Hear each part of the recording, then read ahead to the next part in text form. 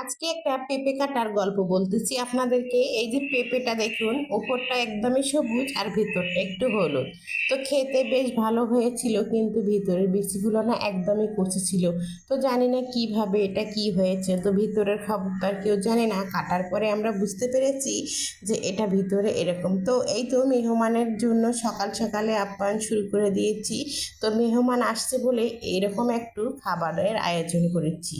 তো মেহমানের জন্য খেতে দেওয়ার পরে তো আমার মেয়ের জন্য আবার টিফিন রেডি করতে হবে। তো সব তাক একবারই, মানে সকালটা এত ব্যস্ততার ভিতরে কাটে যে কোনটা থেকে কোনটা করবো দিশা পাই না। তো যাই হোক, এইরকম একটা চটপটে একটা নাস্তা দিয়েছি যাতে যেন মেয়েও খেতে পারে আর আমারও ভালো লাগে। তো এরকম একটু পোড়া কালার করলে কিন্তু ছেলে মেয়ে খুবই পছন্দ করে, তাই তো আমিও দিলাম।